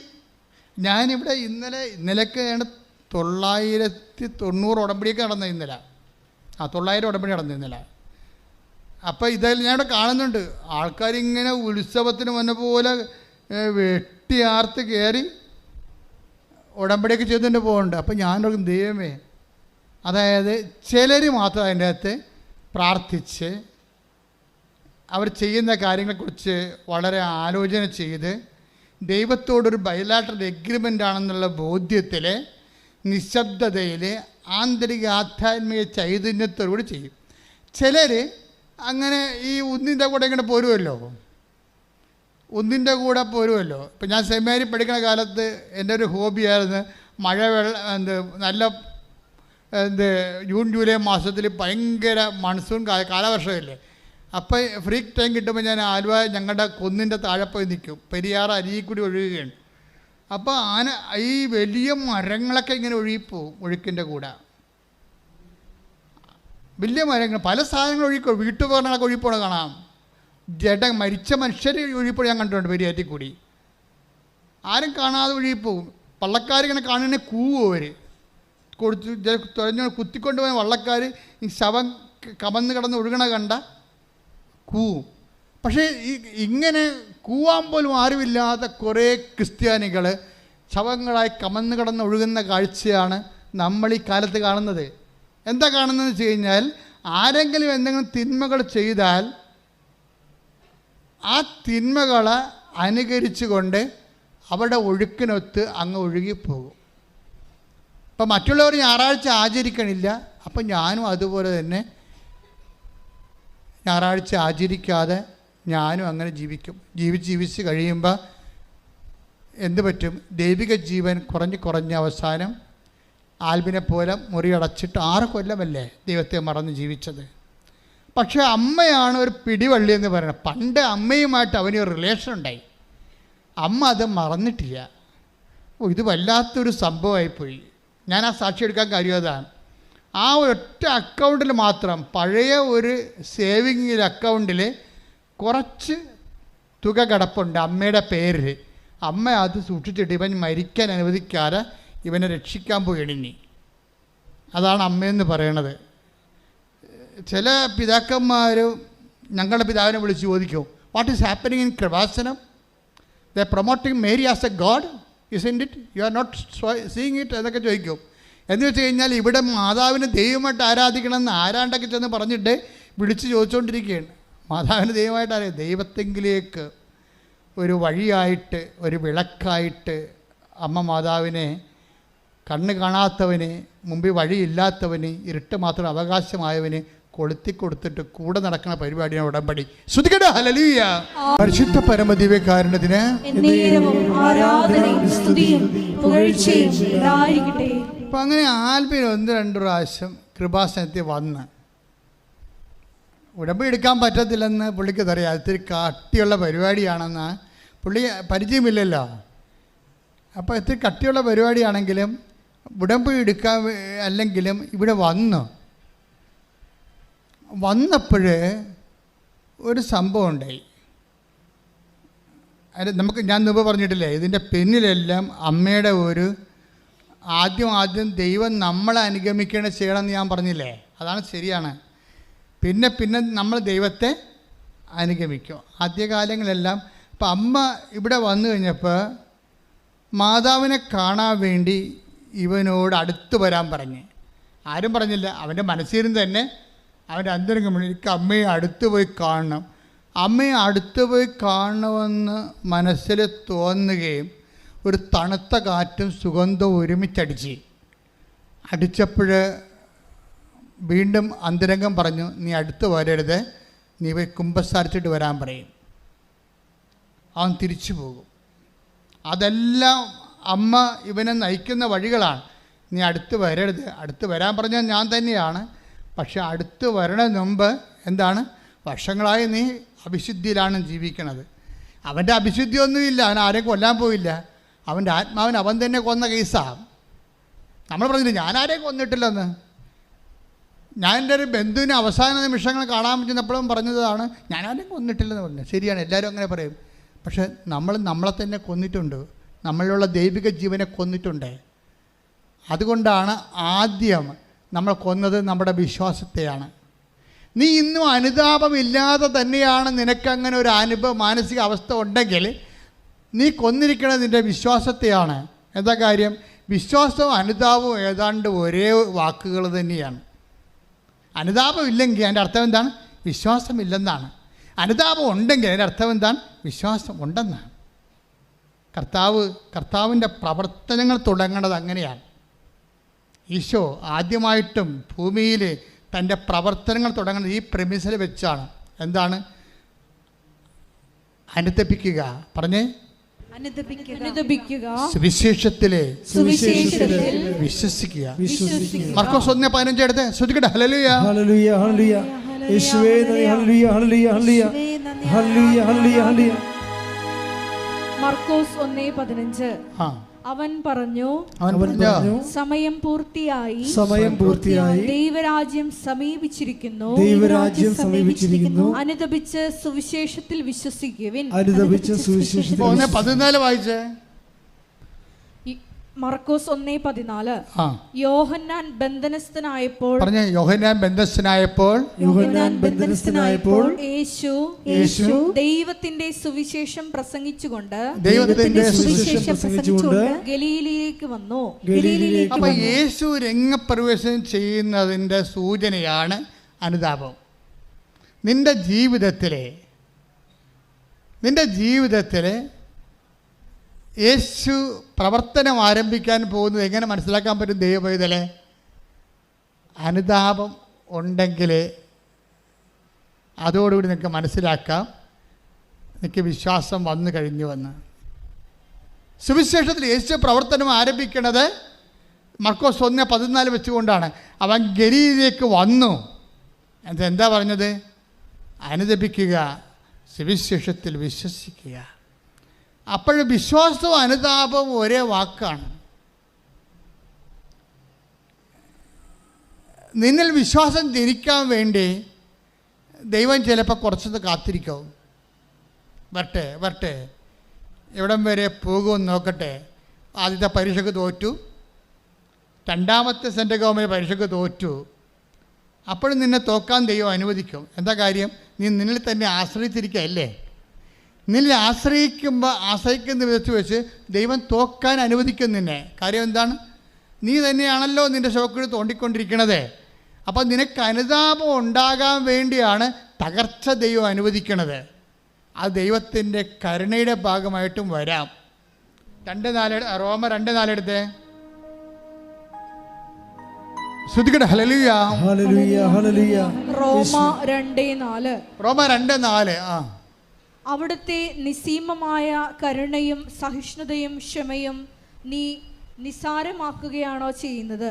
അവിടുത്തെ നിസ്സീമമായ കരുണ നീ നിസ്സാരമാക്കുകയാണോ ചെയ്യുന്നത്? നിന്നെ അനുതാപത്തിലേക്ക് നയിക്കുകയാണ് ദൈവത്തിന്റെ കരുണയുടെ ലക്ഷ്യമെന്ന് നീ അറിയുന്നില്ലേ? നിന്നെ അനുതാപത്തിലേക്ക് നയിക്കുന്നതാണ് ദൈവത്തിൻ്റെ കരുണ. എന്ന് വെച്ച് കഴിഞ്ഞാൽ ചില ആൾക്കാർ വിചാരിക്കുമോ, ഞാൻ കള്ളക്കടത്ത് ചെയ്തിട്ടുണ്ട്, ഞാൻ കഞ്ചാവ് വിറ്റിട്ടുണ്ട്, ഞാൻ കണ്ടവൻ്റെ വണ്ടി അടിച്ചു മാറ്റിയിട്ട് RC പേപ്പർ ചേഞ്ച് ചെയ്ത് വേറെ കൊടുത്ത് ജീവിച്ചിട്ടുണ്ട്, ഞാൻ അബോർഷൻ ചെയ്തിട്ടുണ്ട്.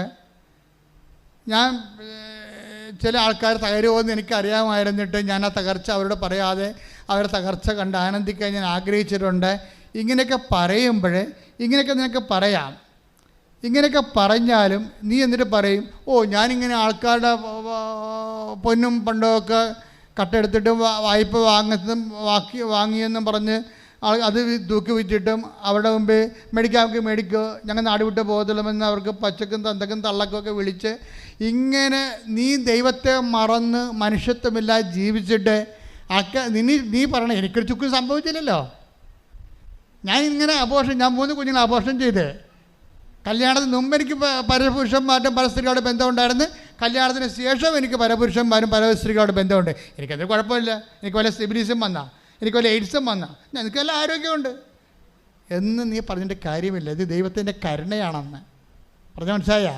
നീ ആരോഗ്യത്തെ ഇത്രയും പാപകരമായ ജീവിതത്തിലൂടെ പോയിട്ടും ഇത്രയും കള്ളക്കടവും തോന്നിവാസവും വഞ്ചനയും എല്ലാം നീ കാണിച്ചിട്ടും ഇപ്പോഴും നീ ആരോഗ്യമായിട്ട് നിലനിൽക്കണം. എന്താണ് കാരണം? റോമ 2:4 വായിച്ച്. നിന്നെ അനുതാപത്തിലേക്ക് നയിക്കുകയാണ് ദൈവത്തിന്റെ കരുണയുടെ ലക്ഷ്യമെന്ന് നീ അറിയുന്നില്ലേ? അതാണ്. എന്താ ഒന്ന് പറഞ്ഞേ?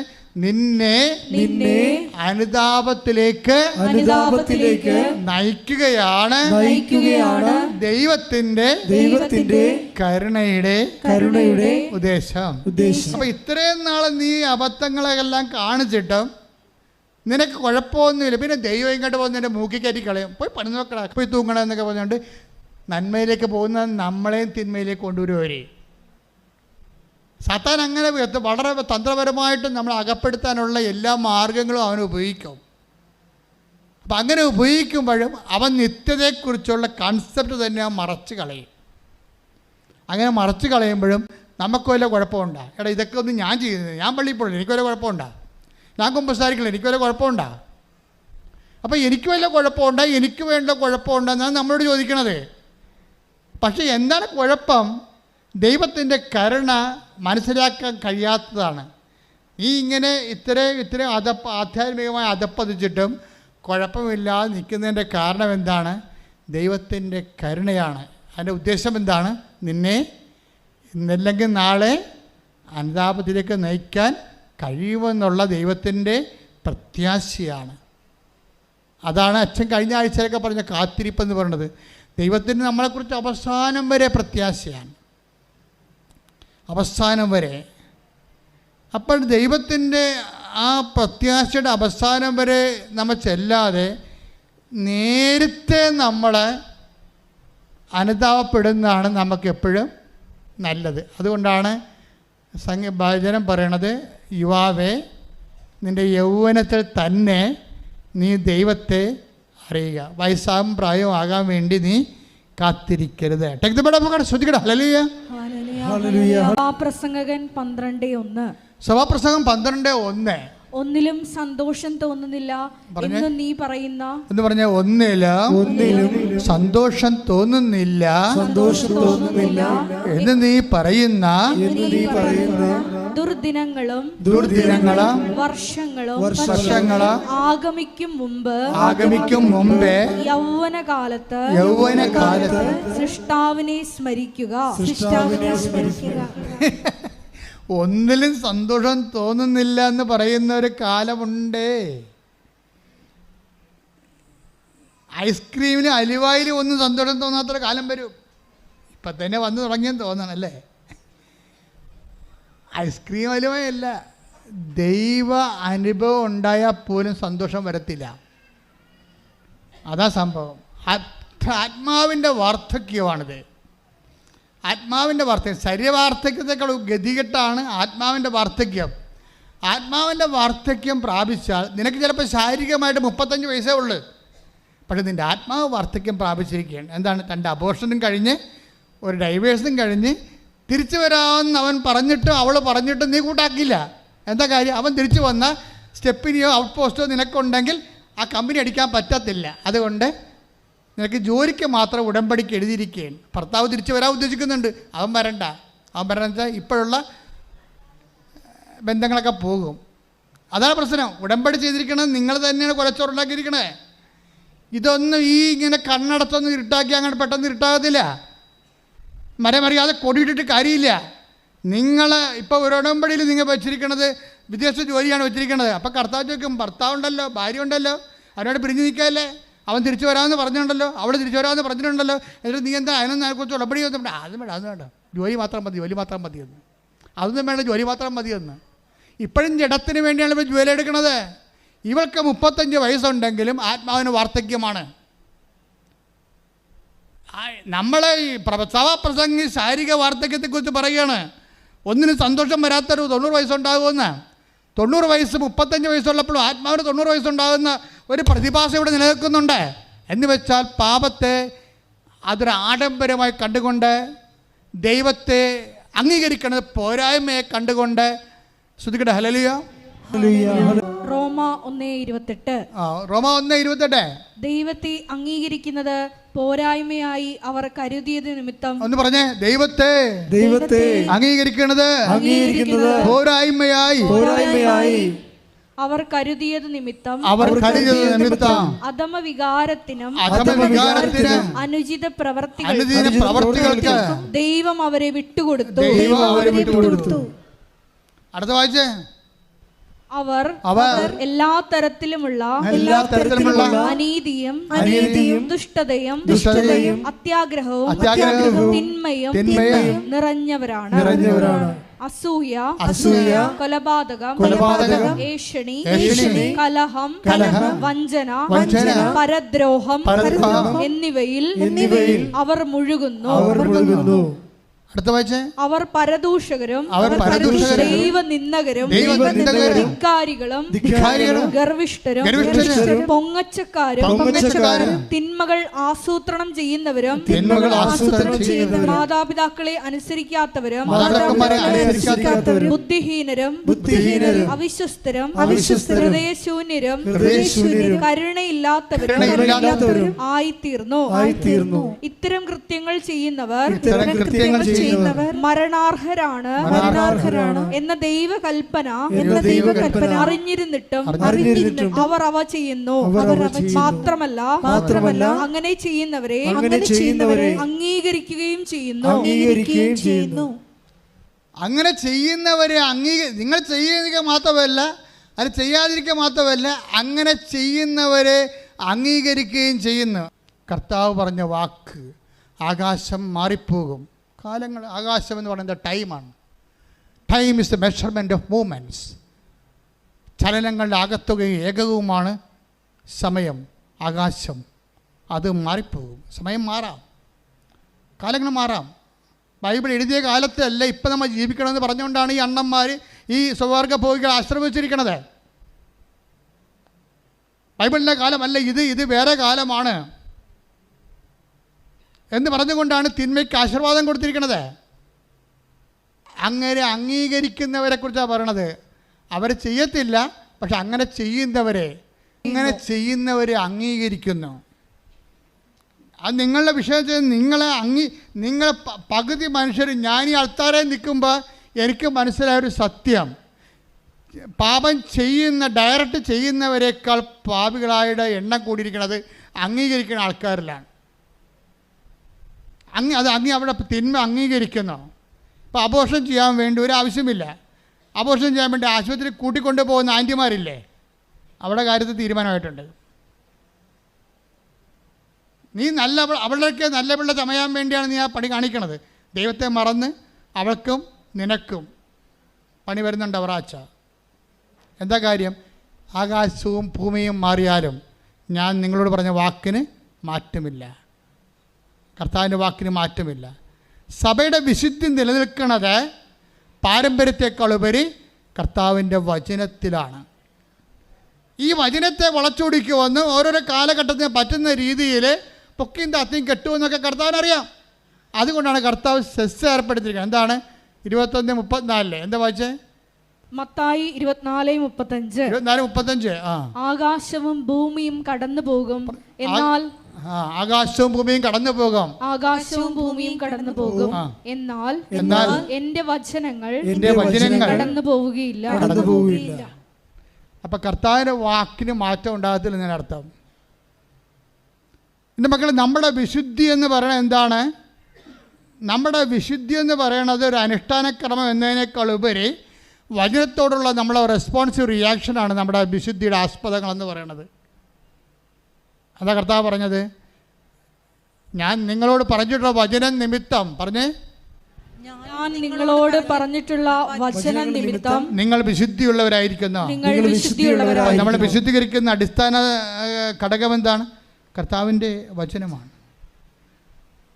അപ്പോൾ ആരെല്ലാം എങ്ങനെ വ്യാഖ്യാനിച്ചാലും ദൈവത്തിൻ്റെ വചനത്തിൽ എന്താണ് എഴുതിയിരിക്കുന്നത് അതാണ് നിൻ്റെ ആത്മാവിനെ അടിസ്ഥാനപ്പെടുത്തി അവസാനത്തെ ക്വസ്റ്റ്യനെയർ തയ്യാറാക്കിയിരിക്കുന്നത്.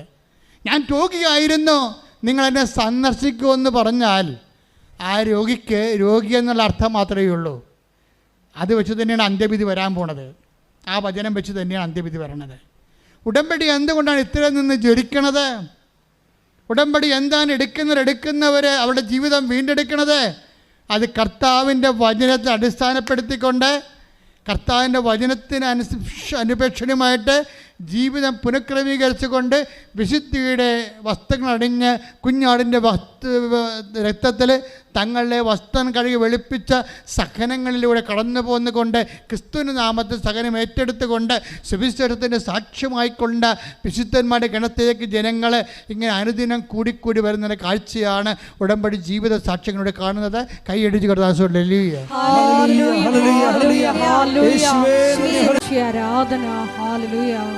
എൻ്റെ മക്കളെ, കൈകൾ രണ്ടും വിടർത്തി വെക്കുക.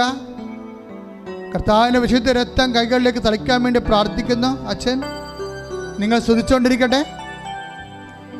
കർത്താവേ, നിൻ്റെ വിശുദ്ധമായ രക്തം അങ്ങനെ മക്കളുടെ കൈകളിലേക്ക് തളിക്കണമേ. ഓൺലൈനിൽ പ്രാർത്ഥിക്കുന്നവർ, തീർത്ഥാടനത്തിൽ പ്രാർത്ഥിക്കുന്നവരുടെ മേലെ കർത്താവിൻ്റെ രക്തം പടരട്ടെ എന്ന് പ്രാർത്ഥിക്കുന്നു. കൈകളെ വിശുദ്ധീകരിക്കണമേ കർത്താവേ.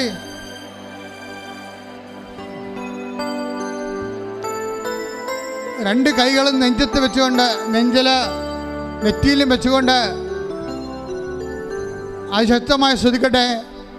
രോഗശാന്തി പ്രാർത്ഥനയുടെ സമയമാണ്. കർത്താവെ, അന്ധന് കാഴ്ച നൽകിയവനെ, കർത്താവെ ചെകിടിന് കേട് നൽകിയവനെ, കർത്താവെ ഊമന് സംഭാഷണ ശക്തി നൽകിയവനെ, കർത്താവെ മഹോദരോഗ്യം സുഖപ്പെടുത്തിയവനെ, കർത്താവെ തലവാരോഗ്യം സുഖപ്പെടുത്തിയവനെ, കർത്താവെ മരിച്ചവനെ ഉയർപ്പിച്ചവനെ, നിന്റെ തിരുനാമം സ്തുതി പറയുന്ന കർത്താവെ, ഉച്ച മുതൽ ഉള്ളങ്കാല് വരെ ഓരോ കോശങ്ങളിലും ഓരോ പെശുകളിലും രക്തഞരമ്പുകളിലും ആന്തരിക അവയവങ്ങളിലും തലച്ചോറിലും തൊണ്ടയിലും ഹൃദയത്തിലും കരളിലും ഉദരത്തിലും കുടലിലും ആന്തരിക അവയവങ്ങളിലും ഗർഭാശയത്തിൽ മൂത്രാശയത്തിൽ ആമാശയത്തിൽ വൃഷണങ്ങളിൽ കർത്താവ് അസ്ഥികളിലെ പേശികളിൽ കർത്താവിൻ്റെ രക്തം പടരട്ടെ. ഉച്ച മുതൽ ഉള്ളങ്കാൽ വരെ കർത്താവിൻ്റെ രക്തം പടരട്ടെ. നടുവിലെ കിഡ്നികള്, കരളുകള്, ഹൃദയം, സ്പോണ്ടിലോസിസ്, ഞരമ്പുകൾ, നാടിഞരമ്പുകൾ, അസ്ഥികൾ, നടുവല്ലുകൾ, ഇടുപ്പല്ലുകൾ, എല്ലാ ക്യാൻസർ രോഗികൾ, കരരോഗികൾ, കിഡ്നി രോഗികൾ, ത്വക്ക് രോഗികൾ, അർസസ് രോഗികൾ, അൾസർ രോഗികൾ, PCOD രോഗികൾ, കർത്താവേ എയ്ഡ്സ് രോഗികൾ, യേശുവിൻ്റെ നാമത്തിൽ എപ്പിലെപ്സി രോഗികൾ കർത്താവിൻ്റെ നാമത്തിൽ സൗഖ്യം പ്രാപിക്കട്ടെ. കർത്താവിൻ്റെ നാമത്തിൽ സൗഖ്യം പ്രാപിക്കട്ടെ. യേശു ക്രിസ്തു ഉന്നതമായ നാമത്തിൽ സഭയുടെ അധികാരത്തിൽ കുരിശിൻ്റെ അടയാളത്തിൽ ദൈവശക്തിയാൽ മാർഗരോഗങ്ങൾ തീരാവേദികൾ യേശുവിന്റെ നാമത്തിൽ മാറിപ്പോകട്ടെ.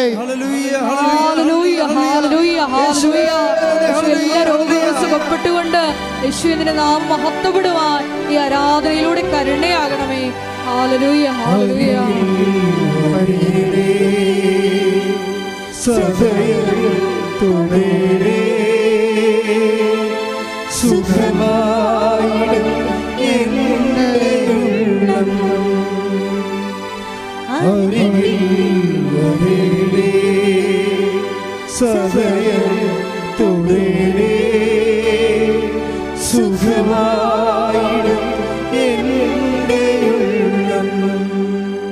കൈകൾ നെഞ്ചത്ത് വെച്ച് വിശ്വാസ പ്രമാണം ചെയ്തുകൊണ്ട് നിൽക്കട്ടെ.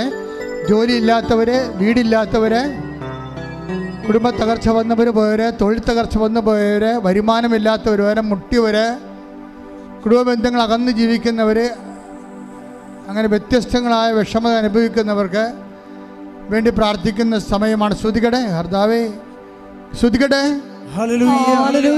കർത്താവിന്റെ ഉന്നതമായ നാമത്തിന് സ്വന്തം ചെയ്യുന്ന കർത്താവേ, കർത്താവിൻ്റെ വിശുദ്ധ പൗരോഹിത്യത്തെ മഹത്വപ്പെടുത്തുന്ന കർത്താവേ, കർത്താവ് സഭയിലുള്ള സാന്നിധ്യം പ്രകടമാക്കണ കർത്താവേ, ജോലിയില്ലാത്തവർ സമർപ്പിച്ച് പ്രാർത്ഥിക്കുന്ന കർത്താവേ, വീടില്ലാത്തവർ സമർപ്പിച്ച് പ്രാർത്ഥിക്കുന്ന കർത്താവേ, മക്കൾ അകലങ്ങളിലുള്ളവർ വിദേശത്ത് പോകാൻ വേണ്ടി പ്രാർത്ഥിക്കുന്നുണ്ട് കർത്താവേ, അവിടെ ജോലിയില്ലാതെ വിഷമിക്കുന്നുണ്ട് കർത്താവേ, പാർട്ട്-ടൈം ജോലി കിട്ടാത്തവരുണ്ട് കർത്താവേ, അവിടെ അഡ്മിഷൻ ഇപ്പോൾ വെക്കാത്തവരുണ്ട് കർത്താവേ, ഈശോ കർത്താവ് ബാങ്ക് ലോൺ പാസ്സാകാത്തതുണ്ട് കർത്താവേ, വീട്, മറ്റു തരത്തിലുള്ള നാട്ടിലുള്ള ജോലികൾ, സംസ്ഥാന ജോലികൾ, PSC ജോലികൾ, UPSC ജോലികൾ, കർത്താവെ ഓരോരോ ജോലികൾക്ക് വേണ്ടി, സ്വകാര്യ ജോലികൾക്ക് വേണ്ടി ഒക്കെ അന്വേഷിക്കുന്നവർ, ആശ്രയിക്കുന്നവർ, പഠിച്ചിട്ടുള്ളവർ, അതിനുവേണ്ടി കാത്തിരിക്കുന്നവർ, പരീക്ഷ കഴിഞ്ഞവർ, ഇൻ്റർവ്യൂ, ടെസ്റ്റ്, അതുപോലെ തന്നെ പലതരത്തിലുള്ള വിസ ലഭിക്കാത്തവർ, PR കിട്ടാത്തവർ, ഗ്രീൻ കാർഡ് കിട്ടാത്തവർ, ഈശോ ഇങ്ങനെ ഓരോരോ വിഷമങ്ങൾക്ക് വേണ്ടി പ്രത്യേകം പ്രാർത്ഥിക്കുന്നവർ, ഈ ആഴ്ചയിൽ ഈ മാസത്തിൽ ഇൻ്റർവ്യൂ ഉള്ളവർ, ടെസ്റ്റ് ഉള്ളവർ, യാത്ര ഉള്ളവർ, അവരെല്ലാവരും സംബന്ധിച്ച് പ്രാർത്ഥിക്കുന്ന യേശുക്രിസ്തു ഉന്നതമായ നാമത്തിൽ സഭയുടെ അധികാരത്തിൽ കുരിശിൻ്റെ അടയാളത്തിൽ ജീവിത ദുരിതങ്ങൾ, തടസ്സങ്ങൾ മാറിപ്പോകട്ടെ എന്ന് പ്രാർത്ഥിക്കുന്ന ഹല്ലേലൂയ ഹല്ലേലൂയ ഹല്ലേലൂയ. ഈശോയെ എല്ലാ ജീവിതങ്ങളെ ഏറ്റെടുത്തുകൊണ്ട് ഈശോയുടെ നാമം ഈ ആരാധനയിലും മഹത്വപ്പെടുത്തണമേ എന്ന് പ്രാർത്ഥിക്കുന്നു. ഞങ്ങളെ സാക്ഷികളാക്കി ഉയർത്തണമേ എന്ന് പ്രാർത്ഥിക്കുന്നു. Hallelujah hallelujah. എന്നിൽ നിറയണമേ